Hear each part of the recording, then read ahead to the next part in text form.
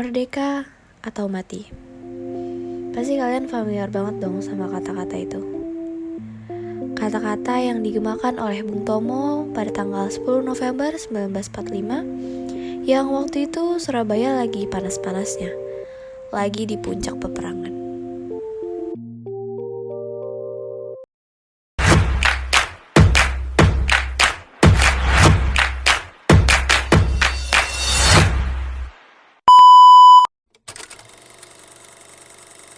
Di Jawa Timur itu kan kota yang dikenal dengan sebutan kota pahlawan ya. Jadi di kota Jawa Timur itu lagi dilanda kecemasan karena bala tentara dari Eropa itu datang membawa ancaman ke Indonesia.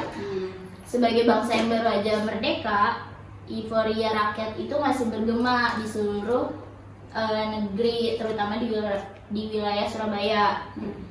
Tapi sayang banget nih, berita kemerdekaan itu belum jadi akhir manis buat rakyat Indonesia.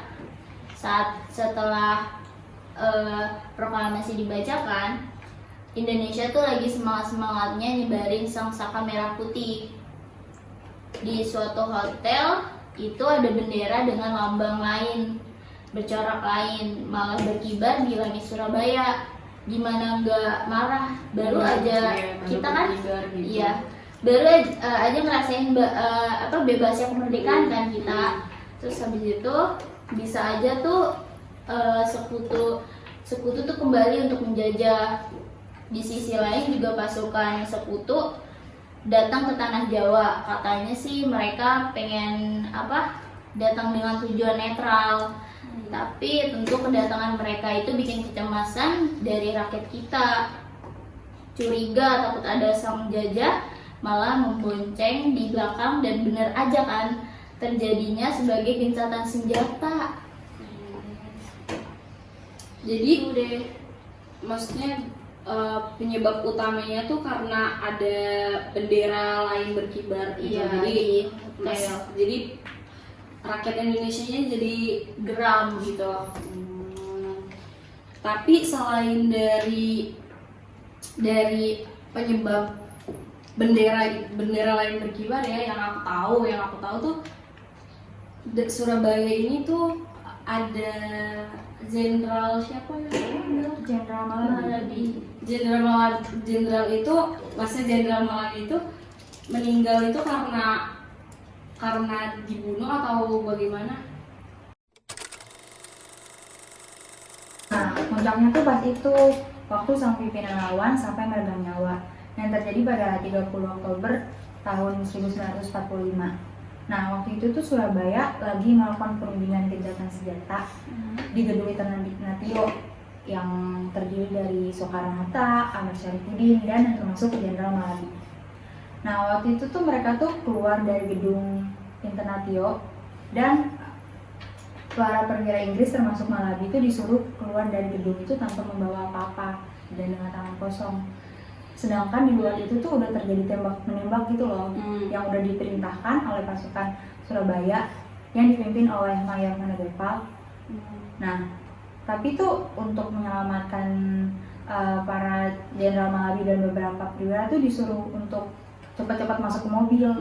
Tapi sayangnya pas sudah di dalam mobil, Jenderal Maladi tertembak, yang ditembak oleh seorang pemuda, yang terjadi 4 kali tembakan. Itu terjadinya, jadi yang nembak tuh pemuda dari Indonesia. Oh. Nah, karena Jenderal Maladi tertembak itu, Inggris tuh marah dan memberikan sebuah ultimatum kepada rakyat Surabaya. Kalau misalkan mereka nolak, nah Inggris tuh akan ngeluarin semua kekuatannya di darat, laut, sampai udara. Nah, karena sempat bimbang dan mikir untuk menghindari peperangan ini, tapi pada akhirnya rakyat Indonesia akan tetap mempertahankan dan akan memperjuangkan peperangan ini sampai di depan mata. Dan rakyat Surabaya mulai berkumpul dan bersiap, termasuk sang tokoh yang terkenal di dalam perjuangan, yaitu Bung Tomo. Kita tunjukkan bahwa kita ini adalah benar-benar orang yang ingin merdeka. Dan untuk kita, saudara-saudara, lebih baik kita hanya yang kita tetap. Merdeka atau mati. Akhirnya pasukan Inggris tuh tiba nih di Surabaya dengan membawa kurang lebih 10.000 pasukan. Mereka tuh membombardir Surabaya dari udara, darat, dan laut. Dan tak butuh waktu lama mereka dapat membuat korban-korban berjatuhan dan menguasai lokasi-lokasi penting di Surabaya. Terus dari hari pertempuran itu sama yang udah dijelasin gitu ya, sebenarnya nih dari pertempuran Surabaya ini tuh kita rakyat Indonesia nih menang atau malah kalah di situ. Indonesia dalam peperangan ini Indonesia tuh dinyatakan kalah karena banyak banget pasukan-pasukan kita ini yang menjadi korban jiwa gitu dalam peperangan ini. Dan pada tanggal 10 November 1945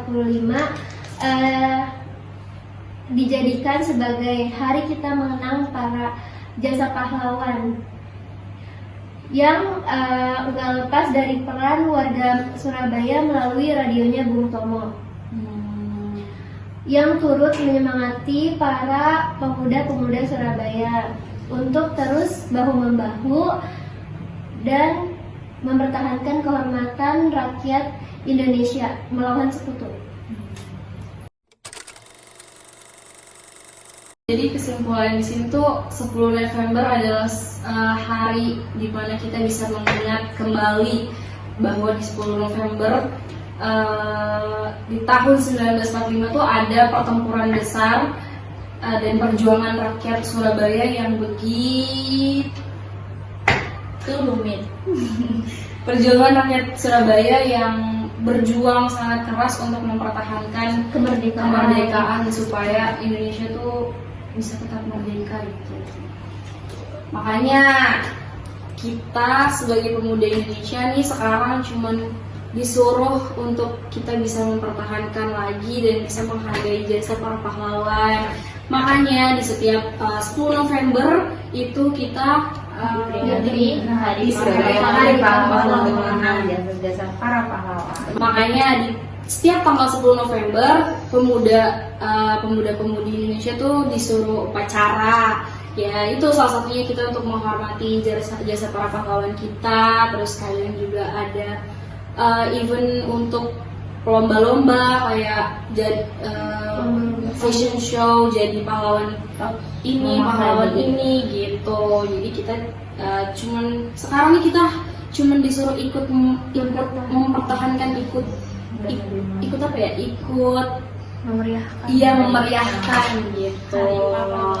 Oke, jadi dari penjelasan teman-teman kita nih yang udah jelasin tentang perjuangan rakyat Surabaya dari pertempuran Surabaya ini, semoga kalian bisa mengambil hikmah dan pelajarannya. Semoga kalian bisa nerapin di hidup kalian untuk bisa menghargai jasa para pahlawan kita lagi.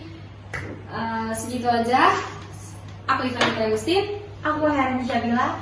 Aku Devina Udira. Aku Naswa Maulani. Dan teman kita pamit undur diri. Bye. Bye.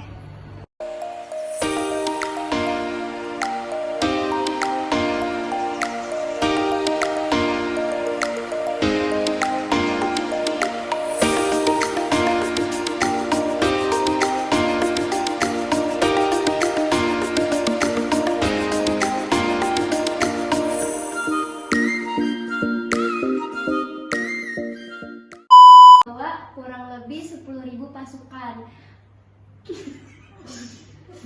Pasukan Inggris, iya pasukan.